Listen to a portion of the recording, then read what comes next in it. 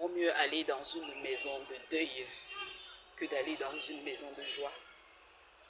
Ecclésiaste 7, verset 2. Bien-aimé, c'est par là que je te salue au nom puissant de Jésus-Christ de Nazareth.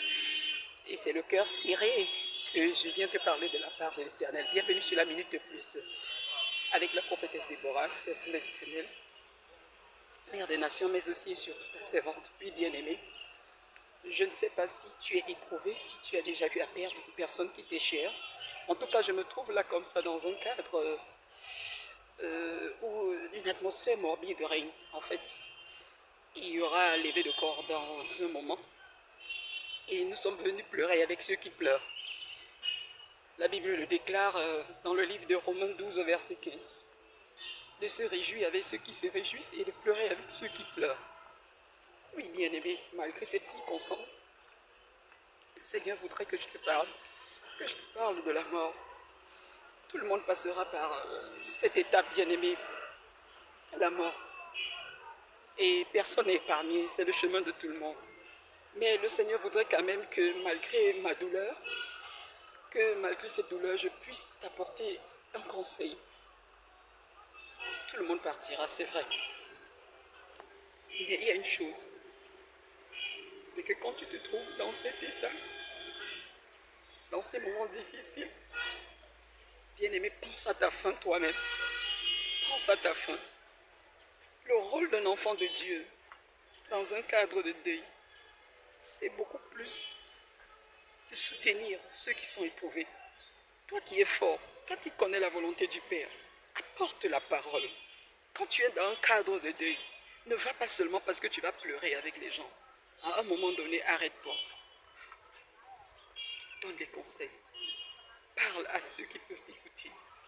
Parce que la Bible déclare dans Hébreux 9 au verset 27 qu'il est donné aux hommes de mourir une seule fois, après quoi vient le jugement. Bien-aimé, après la mort d'une personne, tu ne pourras plus lui rendre ministère. Tu ne pourras plus rien lui dire de la parole. Parce que ce sera fait. Il faudra seulement attendre le jugement. C'est pourquoi il est important, lorsque tu te retrouves dans un cadre de deuil, d'apporter la parole, de soutenir. Et il faut beaucoup prier, beaucoup intercéder, bien-aimé. Parce que, permets-moi de te dire, et c'est une révélation, dans les cadres de deuil, que ce soit les veillées, que ce soit les levées de corps, que ce soit les moments d'enterrement et autres, il se passe trop de choses dans l'oreille spirituelle. Beaucoup de personnes ne sont pas là comme toi et moi. Il y en a qui viennent. C'est pour s'entretenir avec le mort. Il y en a qui communiquent avec les morts, bien-aimés. Il y en a qui viennent. C'est pour essayer de voler quelque chose, même sur le cadavre, ou bien sur des personnes qui sont tout autour et qui ne sont pas conscientes. Bon, ils viennent faire des incantations. Faites très attention. Vous allez parfois voir certaines personnes qui font des tours, qui veulent absolument voir le corps d'une personne. Il y a des choses qui se passent vraiment. Donc toi, en tant qu'enfant de Dieu, tu dois être dans la prière. Dans la prière. Si c'est possible, sois dans le jeûne. Oui, bien-aimé. Et apporte ton soutien aux gens. Chante des louanges, des adorations, conseille, prie, intercède. Si tu vas voyager avec des gens, tu vas voyager avec un corps, prie. Parce que tu ne sais pas ce qui va se passer, bien-aimé. Pendant la veillée, prie. Il y a des incantations qui se font. Il y a des gens dont les esprits sont compliqués. Ils vont sortir, ils vont déranger. Ta prière peut bloquer quelque chose. Ta prière peut faire quelque chose. Ta prière peut installer une atmosphère de paix. Bien aimé, ne va pas au deuil juste pour aller comme ça. Avant de prendre la route pour voyager, après une levée de corps, bien aimé, prie. Sois toujours en prière. Et quand tu arrives à ces lieux-là, même si tu fais partie de la famille, même si c'était une personne qui t'est très chère, n'accepte pas de faire des rites. Il y a des rites que beaucoup de personnes font après les deuils. Ça n'apporte plus rien, bien aimé. Je vais te prendre le cas de Genèse 50. Lorsque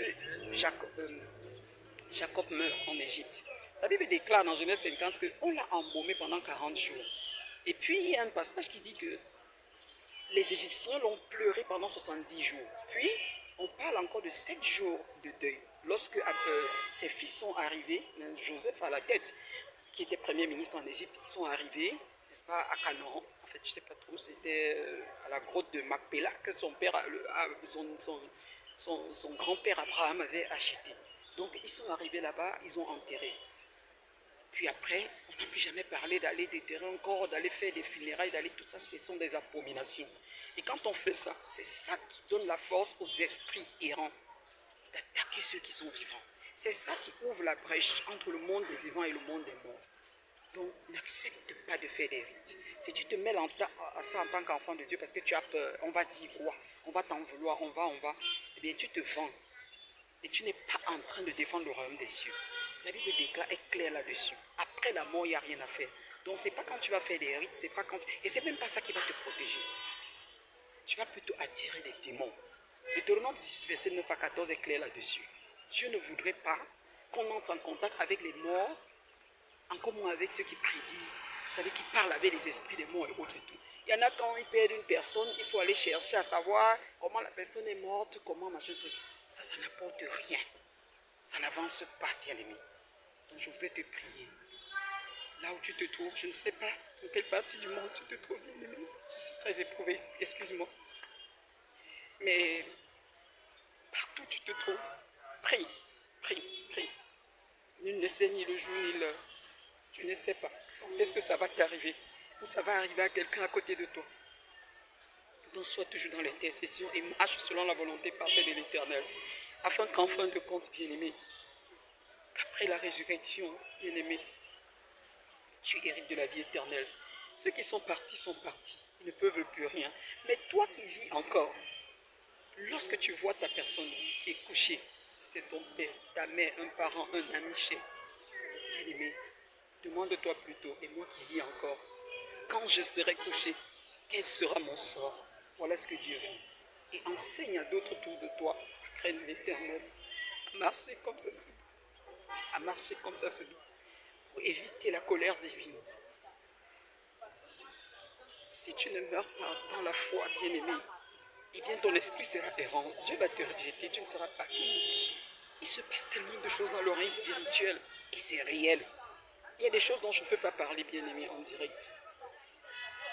Mais il faut savoir que nous avons le devoir d'accompagner ceux qui pleurent. La Bible déclare dans le livre d'Ecclésiaste, Ecclésiaste 2, Ecclésiaste 4, pardon, au verset 2, je crois, que le cœur de l'insensé se trouve dans la maison de joie, tandis que celui qui est sage, son cœur se trouve dans la maison de deuil. Soutiens ceux qui sont dans le deuil. Même là où je me trouve présentement, il y a des gens qui sont dans d'autres circonstances, ils sont dans la joie, ils sont dans d'autres circonstances, mais j'ai préféré être là pour soutenir ceux qui sont dans la peine. Que puis-je encore te dire, bien-aimé? Que le Dieu de gloire te bénisse, que le Dieu de gloire te protège.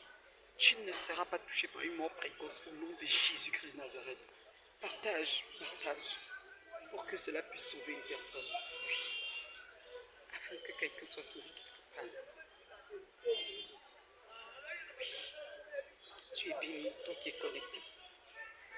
À très bientôt, s'il plaît à Dieu.